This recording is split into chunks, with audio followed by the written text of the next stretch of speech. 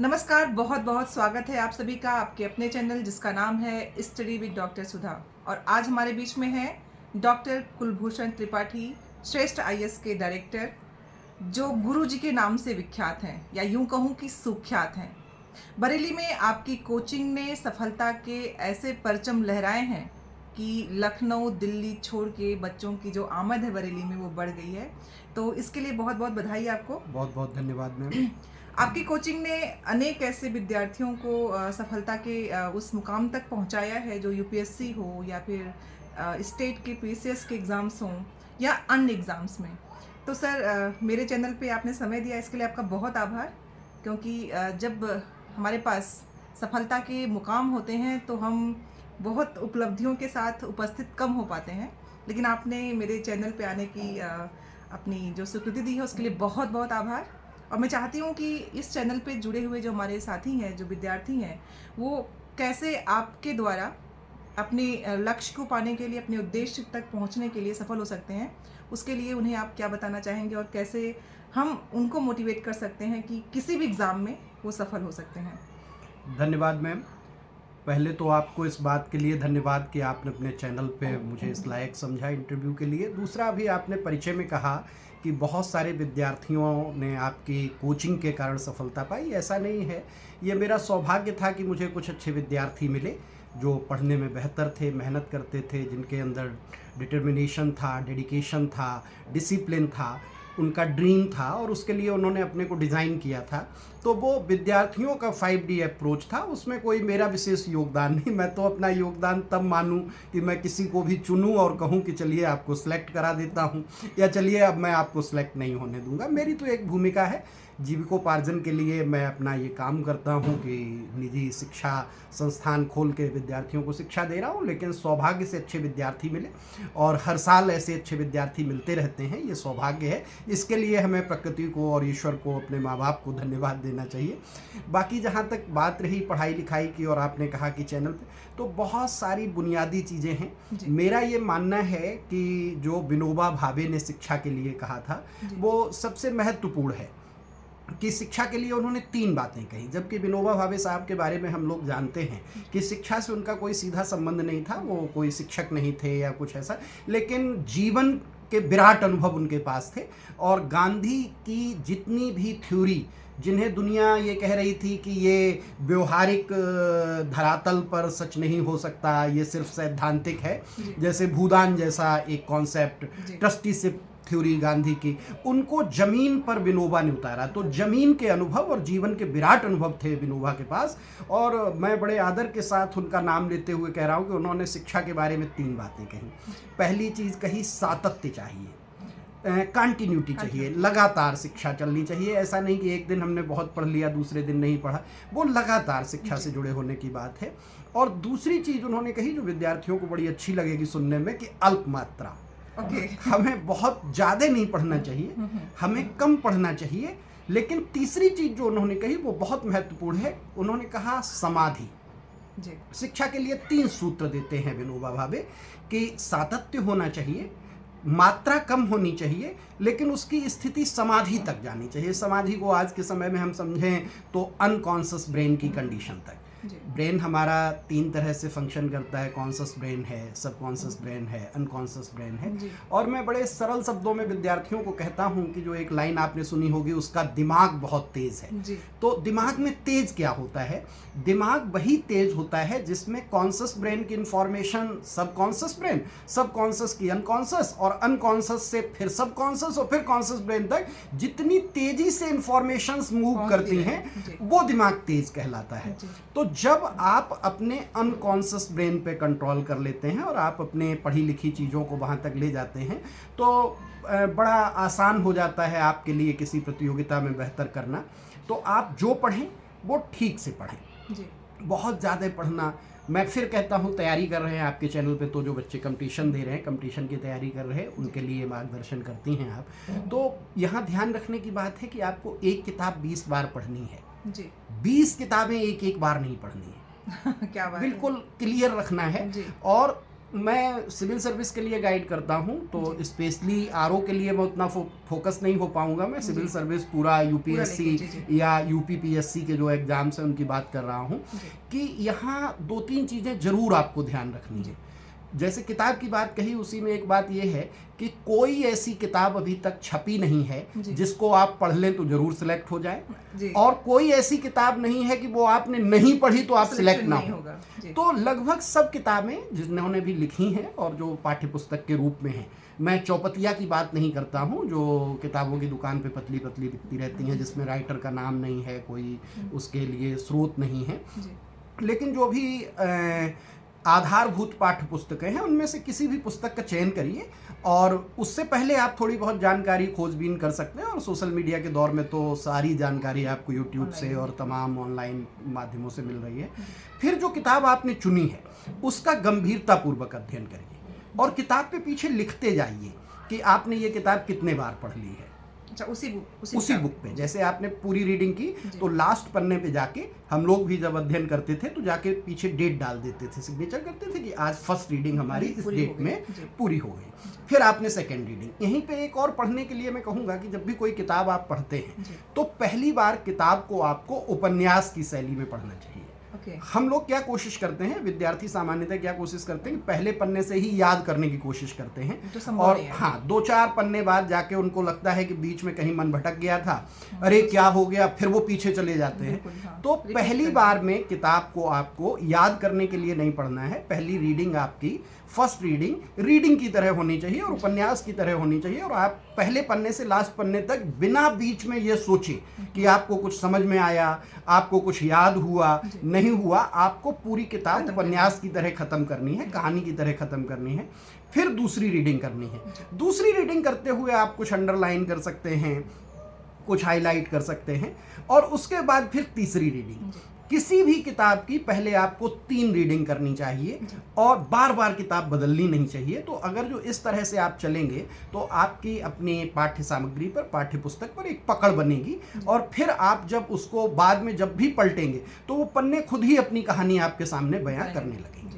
दूसरा एक बड़ा महत्वपूर्ण मामला होता है जिस पे लोग ध्यान नहीं देते, मैं इस पे हमेशा फोकस करता हूं अपने विद्यार्थियों के लिए, कि हमें अध्ययन के दौरान उपकरणों पर बड़ा ध्यान देना चाहिए। टूल्स का बड़ा यूज है। जैसे मैं एक सामान्य उदाहरण देता हूं, क्रिकेट अभी आईपीएल चल रहा था, अब T20 वर्ल्ड कप होने जा रहा है, कि अगर जो रोहित शर्मा कोहली के बल्ले से खेले और कोहली रोहित शर्मा के बल्ले से खेले तो क्या अच्छे रन बना पाएंगे? नहीं।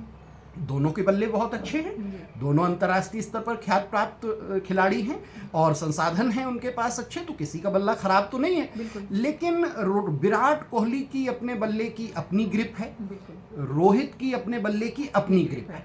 तो विद्यार्थियों को अपनी कलम की ग्रिप भी पहचाननी चाहिए, जिस कलम से वो लिखते हैं। जैसे मैं विद्यार्थी जीवन में जब तक रहा तो मेरी वो कलम फिक्स थी, मैं पूरी साल उसी कलम से लिखता था। मैं मतलब एक कलम की ग्रिप अलग होती है, कोई मोटी है, कोई पतली है, कोई हाँ रबर की है, प्लास्टिक है, वहाँ पे कांच है।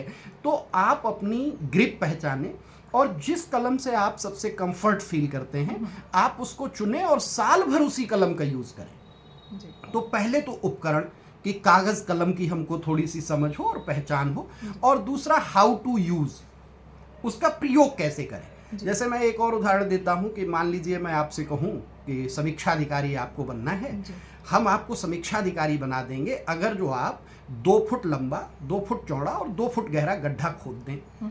हर आदमी कहेगा बड़ा आसान है। लेकिन मैं यहीं पर उपकरण चेंज कर दूं कि आपको कटोरी चम्मच से खोदना है, और कठिन हो जाएगा। फिर हम ये कहें कि नहीं, आपको हम फावड़ा और तसला तो दे देंगे, लेकिन आप फावड़े को लोहे की तरफ से पकड़ेंगे और लकड़ी की तरफ से खोदेंगे, और तसले को आप उल्टा रखेंगे। तो उपकरण आपके ठीक है लेकिन उनका प्रयोग ठीक नहीं है, इसलिए आप सफलता नहीं पाएंगे। और अगर जो आपने उपकरण गलत चुन लिए और उनका प्रयोग भी गलत कर रहे हैं तो आप कभी सफलता नहीं पाएंगे।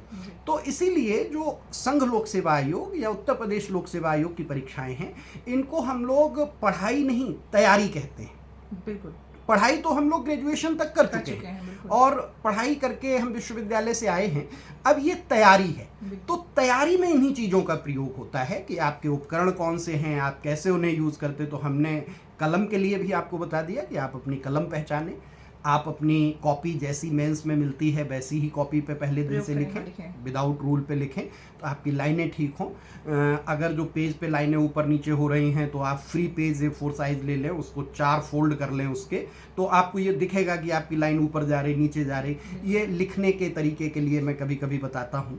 फिर किताब के लिए मैंने आपको बता दिया, और फिर उसको पढ़ने का तरीका भी बता दिया कि आप जो पढ़ें उसको आप अपनी समाधि के स्तर तक ले जाएं, आप उसको अनकॉन्शियस ब्रेन तक ले जाएं कि समाधि में वाल्मीकि बैठे थे तो चींटियों ने घर बना लिया, उन्हें पता नहीं लगा। तो आपका कंसंट्रेशन भी उस लेवल का होना चाहिए।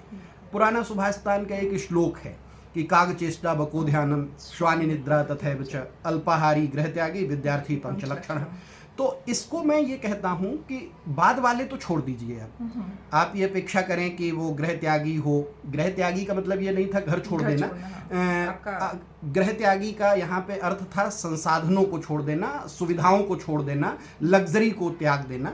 और फिर अल्पाहारी होना, आजकल तो वैसे ही नई जनरेशन अल्पाहारी है, वो बहुत ज़्यादा ऐसा ही स्थिति नहीं है। हाँ, जब खाने को नहीं होता था तब भूख ज़्यादा होती थी, आज सबके पास खाने को है तो भूख थोड़ी कम हो जाती है।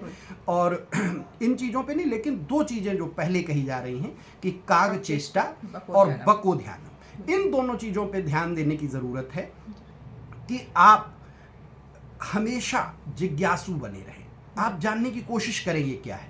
हर समय आपके मन में एक क्यों का प्रश्न चलना चाहिए। वही ऐसा हुआ है क्योंकि धरती पर जो भी होता है वो कार्य कारण सिद्धांत के आधार पर होता है, बिना कारण के कोई कार्य नहीं होता। आज इस चैनल पे हम लोग बात कर रहे हैं तो इसका भी कोई कारण है, और हम लोग आपके तैयारी के लिए प्रयास कर रहे हैं, मैम इतना प्रयास कर रही हैं, इसका भी कारण है। तो सबके हर चीज़ के इस धरती पे बिना कारण के कोई कार्य नहीं होता। तो हम जब कारण खोजने लगते हैं तो हमारी अंडरस्टैंडिंग बहुत अच्छे लेवल तक होती है, क्योंकि हम रूट पकड़ते हैं क्यों ऐसा हुआ। और यही एक एडमिनिस्ट्रेटिव अप्रोच कहा जाता है। आप अधिकारी बनने जा रहे हैं, जैसे समीक्षा अधिकारी ही बनने जा रहे हैं, आप सचिवालय में बैठेंगे, आप फाइलों को देखेंगे, जो नीतियां बनेंगी, शासन के सारे काम आपके माध्यम से होंगे। तो शासन में क्या हो रहा है ये जानना महत्वपूर्ण है।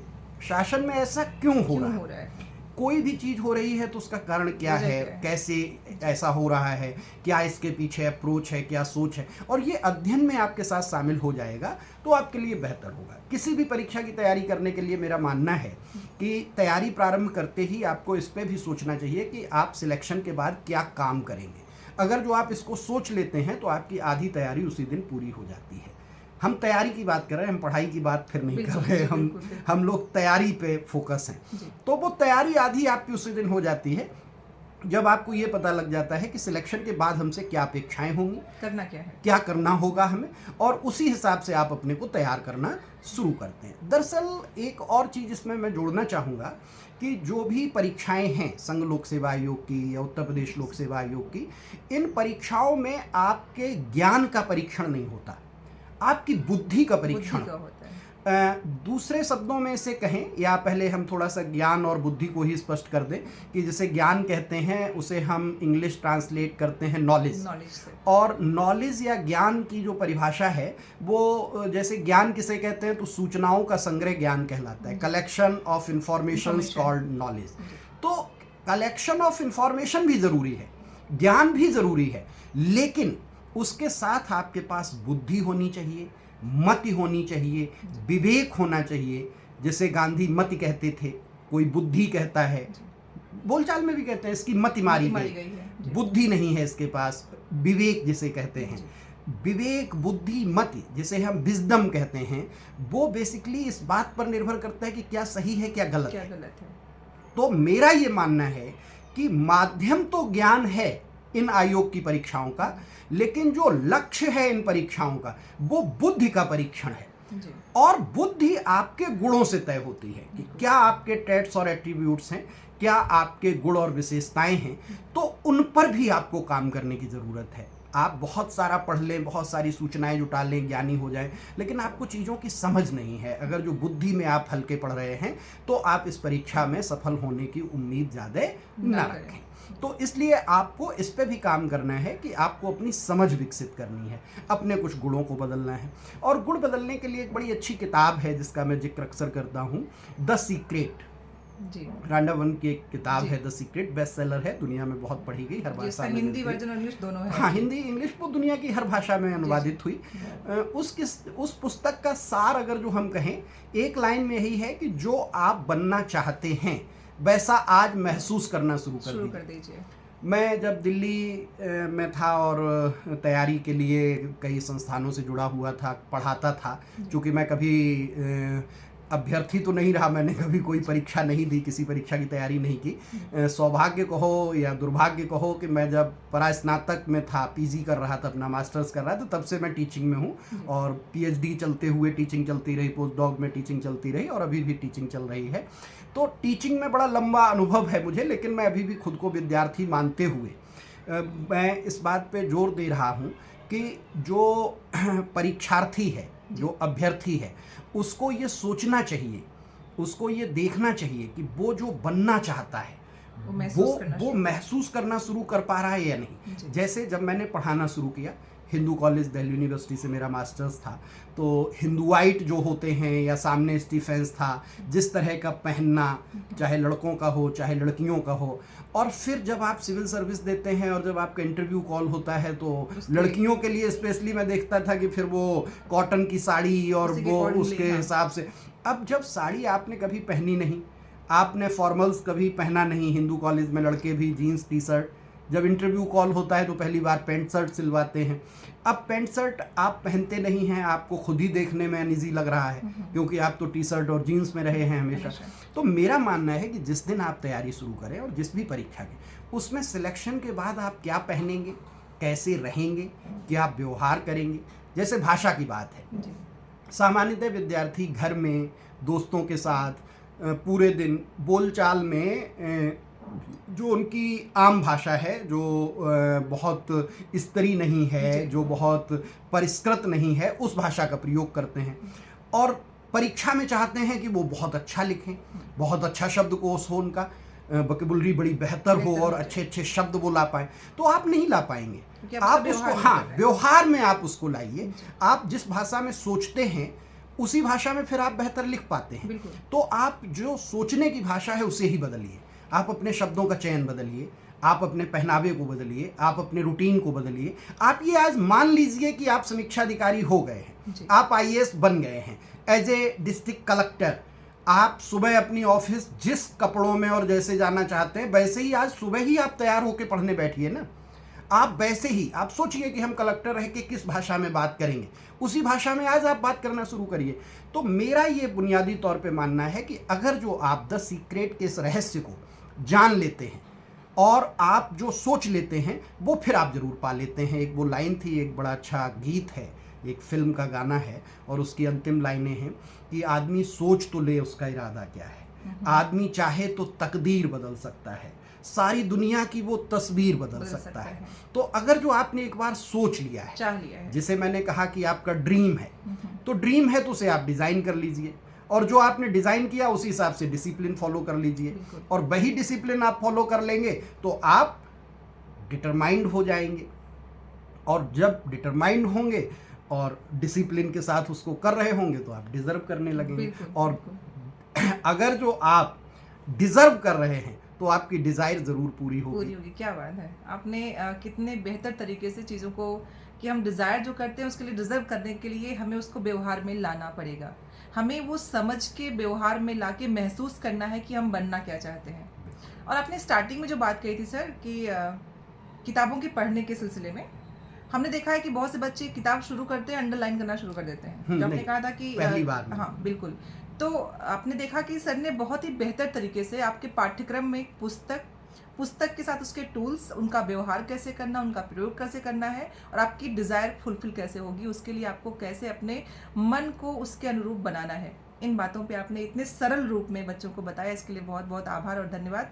लेकिन मैं चाहूँगी कि आप हमारे चैनल पे फिर से आके हमारे अभ्यर्थियों को, जो हमारे साथी हैं, जो बनना चाहते हैं, क्योंकि सपने सब देखते हैं और सपने उनके ही पूरे होते हैं जो सच में सपनों को जीने लगते हैं। तो हम भी इस सपने को जी रहे हैं कि आप फिर से हमारे साथ आएंगे और हमसे बातचीत करते हुए हमें बच्चों को लक्ष्य तक पहुंचने के लिए उन्हें बताएंगे। तो सर मैं नेक्स्ट वीडियो आपसे मिलती हूँ, तब तक के लिए बहुत बहुत धन्यवाद। जी, और बहुत आपका धन्यवाद।